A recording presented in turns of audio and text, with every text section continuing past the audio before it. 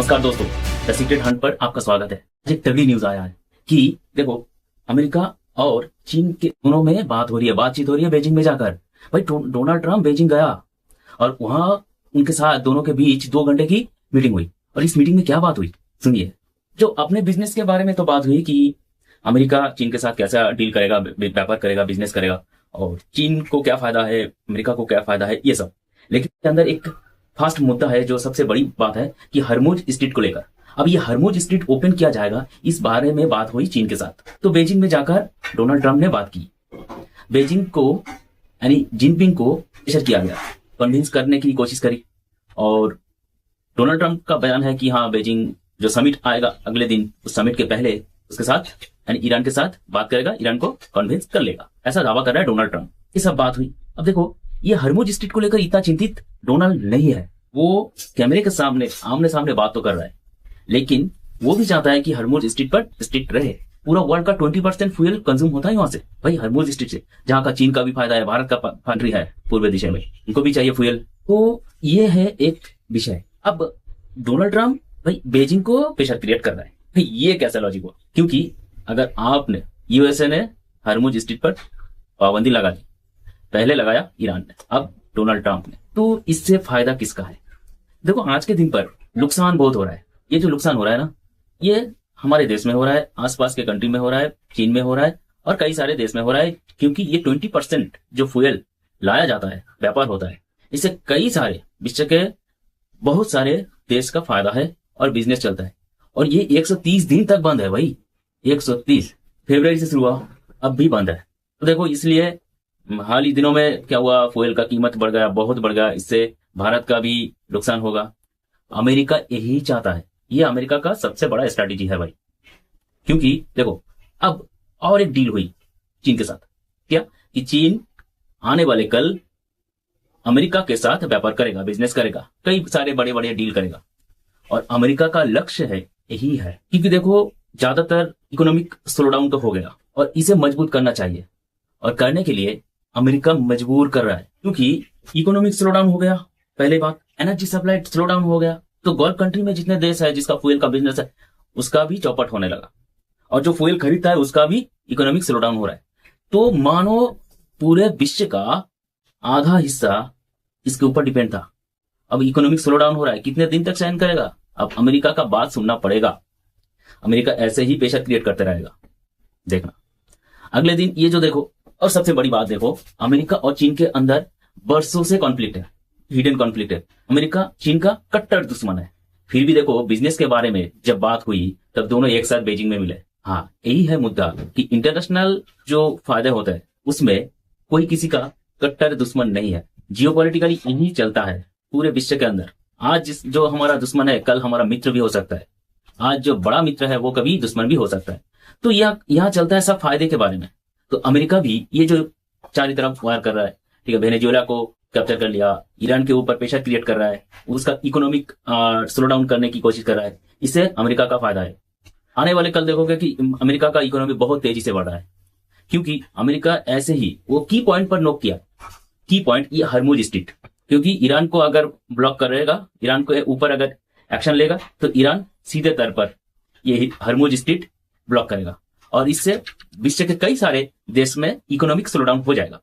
और अमेरिका यही चाहता था, पहले से ही यही चाहता था। उसका स्ट्रैटेजी बहुत ही कठिन है समझना। तो अब देखना, आने वाले दिन अमेरिका इकोनॉमी में बहुत बढ़ जाएगा, तेजी से बढ़ेगा और भी बढ़ेगा, और हम बाकी देश उससे ही खरीदेंगे, क्योंकि अमेरिका भारत का सबसे बड़ा व्यापार चल रहा है अब, और ये और भी बढ़ेगा। अमेरिका और चीन के अंदर बात हो रही है, बहुत बढ़िया। दोनों आपस में कट्टर दुश्मन भी है। तो इकोनॉमिक फायदे के बारे में बात हुई, तब देखो दोनों बिजनेस डील कर रहा है, और उनका बात है कि ईरान को प्रेशर क्रिएट करो। बीजिंग को कह रहा है ईरान को प्रेशर क्रिएट करो। ये तो कहीं ना कहीं खूब पावरफुल स्ट्रेटेजी है। जो कहता है ना कि अमेरिका विश्व का दादा है, तो सच में ये काम भी वही कर रहा है। देखो, कोई उसे रोक नहीं पा रहा है। तो डोनाल्ड ट्रंप एक बिजनेसमैन है, वो बिजनेस के सिलसिले में कोई भी डिसीजन लेता है तो उसका इकोनॉमी बढ़ेगा। लेकिन बीजिंग भी बहुत ही शातिर है, वो भी कोई ना कोई डील ऐसा करेगा। ईरान के ऊपर जो प्रेशर क्रिएट की बात कही कि बीजिंग करेगा, क्योंकि बीजिंग ईरान को सपोर्ट कर रहा था एमुनेशन देकर, और ऐसे ही युद्ध चल रहा था। ईरान अमेरिका इजराइल की वायर है, उसे बंद किया जाए। लेकिन आपको क्या लगता है, ये वायर क्या बंद होगा? भाई नहीं होगा, क्योंकि ये भी अमेरिका का ही प्लानिंग है।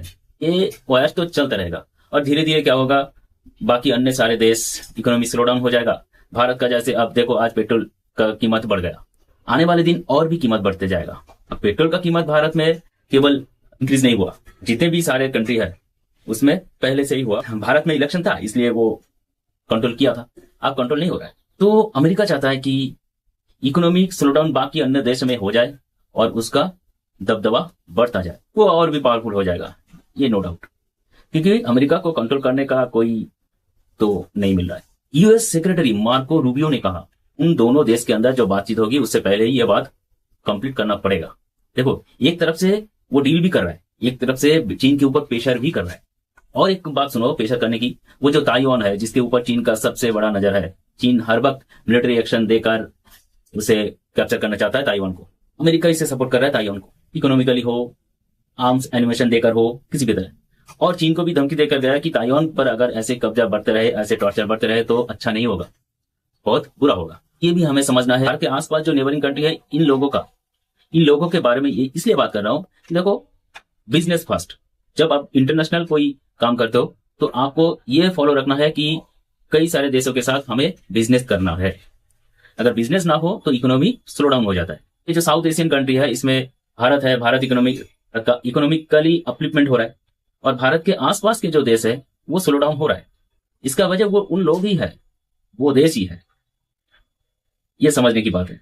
तो मेरा विनती है कि जो भी हो, पाकिस्तान हो, अफगानिस्तान हो, इधर म्यांमार में वहां पर तो पॉलिटिकल लीडर नहीं है, वहां पर गवर्नमेंट नहीं है, इधर श्रीलंका हो और बांग्लादेश हो, जो भी हो, इन्हें ये समझना चाहिए कि देखो बिजनेस फर्स्ट। जियोपॉलिटिकली जो इकोनॉमिक क्राइसिस हो रहा है और इससे बचने के लिए आपस में मित्रता रखकर बिजनेस करना चाहिए। तो भारत अब क्या करेगा ये आने वाले दिन, क्योंकि देखो हाल ही दिनों में आपने सुना है कि प्रधानमंत्री जी ने अनाउंस किया कि फ्यूल कंज्यूम कम करो, सोना नहीं खरीदो। इसका भी कारण है ये सब, बहुत कुछ है, बहुत कुछ कारण है इसमें। तो ऐसे होते रहेगा। अल्टीमेटली डोनाल्ड ट्रंप ने अपना बिजनेस मॉड्यूल बना लिया। अमेरिका का इकोनॉमी बढ़ाने के लिए जो जो करना है, ये जो युद्ध हो रहा है, ये जो वार हो रहा है, ये क्यों कर रहा है भाई? अमेरिका अपना बिजनेस कर रहा है, ये बिजनेस चलेगा, उसका इकोनॉमी बढ़ेगा। जो इस युद्ध में फंसेगा उसका इकोनॉमी स्लो डाउन हो जाएगा। और अमेरिका ये भी चाहता है, क्योंकि वह हर वक्त टॉप पर रहना चाहता है, बहुत पैसा है उसके पास। तो ये है विषय। अब देखते हैं आने वाले कल भारत क्या करेगा। चलिए, तो अब देखते हैं कि आने वाले कल हरमुज स्ट्रेट ओपन हो जाएगा क्या नहीं होगा। अगर ओपन हो जाए तो इकोनॉमी ठीक हो जाएगा धीरे धीरे, लेकिन ये जो स्लो डाउन हुआ है ना, ये हानिकारक है बहुत। चलो, नमस्कार।